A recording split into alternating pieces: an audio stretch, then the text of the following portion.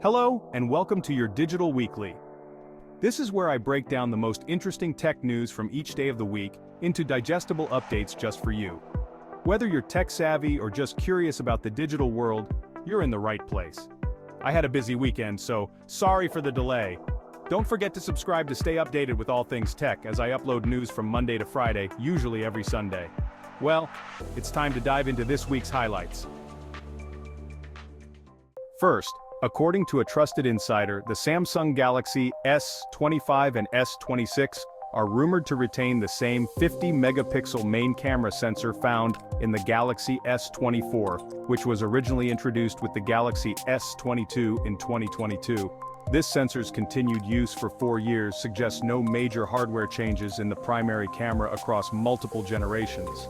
However, Samsung may focus on software enhancements, such as improvements in AI processing, to optimize photo quality without upgrading the hardware. Despite this, Samsung risks falling behind competitors like Google's Pixel 9, which features a larger camera sensor for improved photo capture. The larger the sensor, the better its ability to gather light, resulting in enhanced image quality. While software advancements can help, hardware limitations still play a key role in producing high-quality photos. There is also speculation that the Galaxy S25 and S25 Plus will include more RAM to improve AI-driven camera performance, which may somewhat offset the lack of hardware upgrades in the camera department. This rumored stagnation in camera sensor upgrades for the Samsung Galaxy series raises concerns about its ability to compete in the rapidly advancing smartphone market.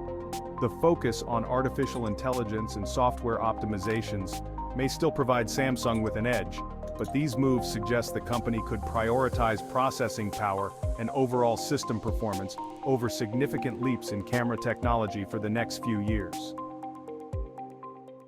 For your weekly gaming news on Tuesday, the September 2024 PlayStation State of Play event premiered, featuring a range of exciting updates and reveals for upcoming PS5 and PSVR 2 games, along with significant announcements regarding the PS5 Pro I reported on a couple of weeks ago.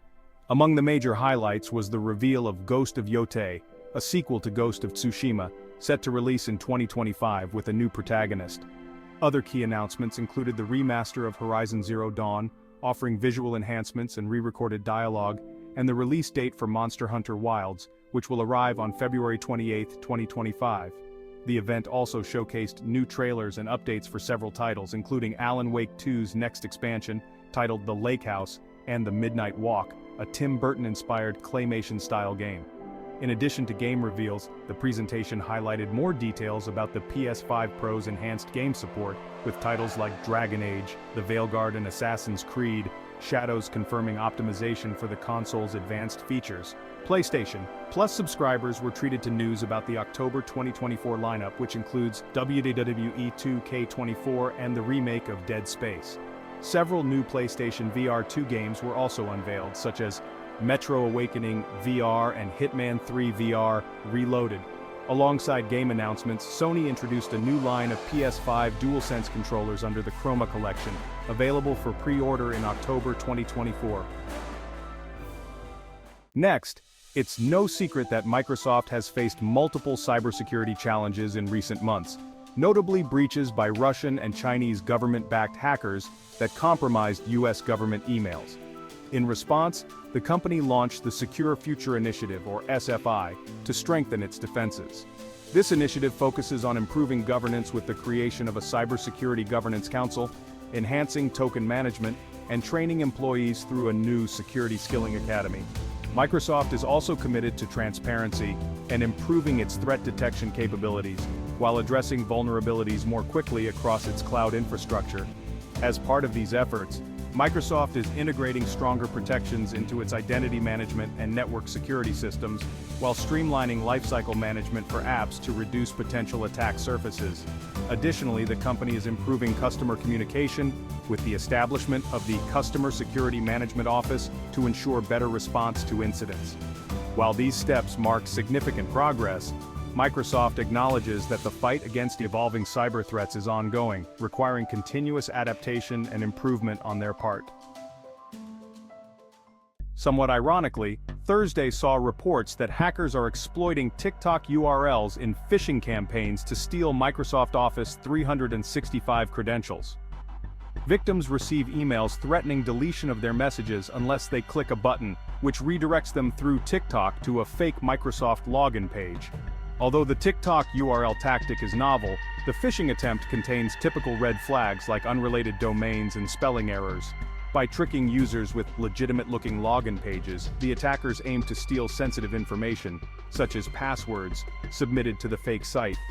Despite the innovative use of TikTok URLs, the methodology remains familiar to previous phishing attempts. Hackers disguise their intentions using misleading links and auto-filled credentials to create a sense of legitimacy. Careful observation of email sources, grammar, and URL accuracy can help detect and avoid these phishing scams. Users are advised to stay vigilant and cautious when dealing with unsolicited emails and links to safeguard against these attacks. And finally, the Irish Data Protection Commission fined Meta Platforms Ireland Limited, the EU branch of Meta, €91 million following an investigation into the company's handling of user passwords. MPIL had inadvertently stored social media users' passwords in plaintext without encryption, which violated General Data Protection Regulation Acts. The DPC found that Meta failed to notify the regulator promptly and did not document the breaches as required by law. The fine includes a reprimand for failing to implement adequate security measures to protect sensitive data. The investigation, launched in April 2019, examined whether MPIL complied with GDPR principles on the integrity and confidentiality of user data. The decision found that Meta did not ensure sufficient security to prevent unauthorized access, and did not notify the DPC in a timely manner about the breach. And that wraps up this week's edition of Your Digital Weekly. Thanks for tuning in to the late video. If you enjoyed the video, don't forget to give it a thumbs up. And if you want to stay up to date with all the latest in tech, make sure to hit that subscribe button and ring the bell so you never miss an update. Got thoughts or questions about today's stories? Comment down below. I'd love to hear from you. If you want a more in-depth look at all of the news covered this week, be sure to check the description for links to the articles referenced. I'll be out of town next week, so no videos, but I'll see you all when I get back. Thanks for watching.